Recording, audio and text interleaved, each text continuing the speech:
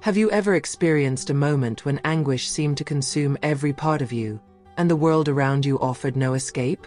In such times, we are called to seek something greater, to look beyond what our eyes can see. Today, let us dive into Psalm 4, one of the most profound expressions of individual prayer in the Bible. This psalm is an intimate dialogue between David and God, filled with trust, praise, and guidance. It reflects the struggles of the righteous who, in the midst of tribulations, turn to the Lord, trusting in His justice and love. Open your Bible and join us in this rich reflection. Psalm 4. Answer me when I call, O God of my righteousness. You have given me relief when I was in distress. Be gracious to me and hear my prayer. O men, how long shall my honor be turned into shame? How long will you love vain words and seek after lies? But know that the Lord has set apart the godly for Himself. The Lord hears when I call to Him. Be angry and do not sin. Ponder in your own hearts on your beds and be silent. Offer right sacrifices and put your trust in the Lord. There are many who say, who will show us some goods? Lift up the light of your face upon us. O Lord, you have put more joy in my heart than they have when their grain and wine abound. In peace I will both lie down and sleep. For you alone, O Lord, make me dwell in safety. In this psalm, David addresses God as a refuge in times of trouble. He begins with a heartfelt cry, "Answer me when I call, O God of my righteousness." These words reveal a heart longing for divine intervention, a heart that acknowledges God's sovereignty and justice above all circumstances. David does not start by asking for wealth or immediate solutions. He seeks the righteous God who can align all things according to His perfect will. This opening teaches us something valuable. In moments of distress, where do we turn first? Too often, we seek solutions in human efforts, but David reminds us that true relief comes only from God.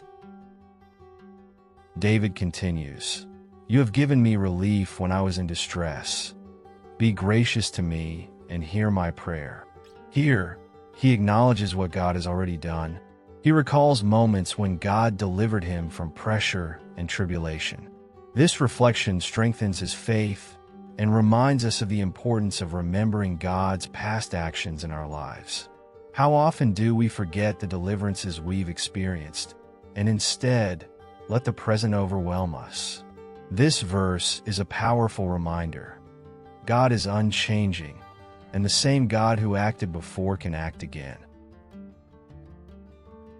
Another essential aspect of this verse is the balance between petition and trust. David asks for mercy, but not out of desperation. He trusts that God will hear him. This balance reflects a mature faith, one that recognizes God's greatness while honestly expressing personal vulnerability. This is an important lesson. We can cry out to God with passion, but we must also trust His timing and plans. This kind of prayer deeply connects us with God, demonstrating both dependence and surrender. As David cries out, he shows that prayer is more than a request. It is a conversation that strengthens faith. By addressing God as, O God of my righteousness, David acknowledges that his righteousness comes not from himself, but as a reflection of God's justice. This humility is essential for anyone seeking closeness with God. Sometimes, in our rush for answers, we forget that prayer is also a moment to yield and submit to God's divine will. The opening of Psalm 4 challenges us to consider how we approach God in prayer, with trust and reverence or with haste and doubt. After his initial plea, David addresses those around him, saying, O men, how long shall my honor be turned into shame? How long will you love vain words and seek after lies? These words confront those who have turned away from God's truth. He does not speak to just anyone, but to those who have disrespected his faith and trust in God. This causes us to reflect. Have we, too, been drawn to fleeting values, seeking what cannot bring true satisfaction? The honor David mentions refers to his relationship with God and the divine purpose in his life. He laments that others have turned this precious connection into an object of scorn. This is a timeless reality.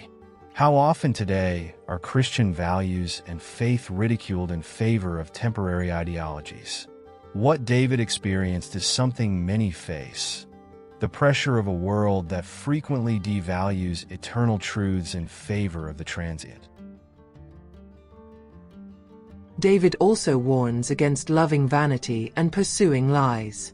He offers a profound caution. What drives our decisions? Too often, we are tempted by paths promising immediate satisfaction but leading us away from God. The lies David mentions can be seen as anything opposing God's truth, including false promises of happiness and security found outside his presence. In contrast, David declares, "But know that the Lord has set apart the godly for himself. The Lord hears when I call to him." This assurance brings comfort to the faithful.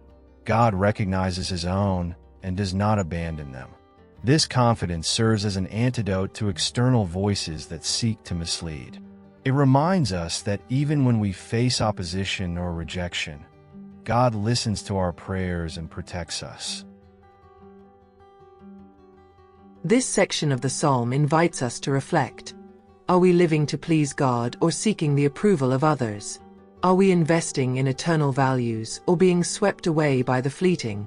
David calls us to move beyond superficiality and turn our hearts to what truly matters: God's truth and presence. This message, even today, remains an invitation to transformation.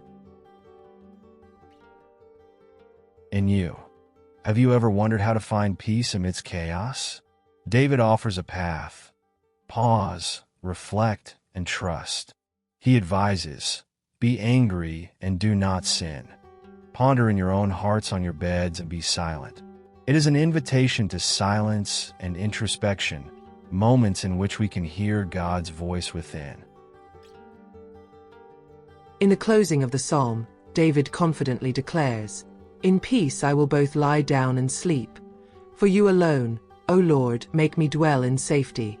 This is the essence of Psalm 4, unshakable trust in God that brings true peace.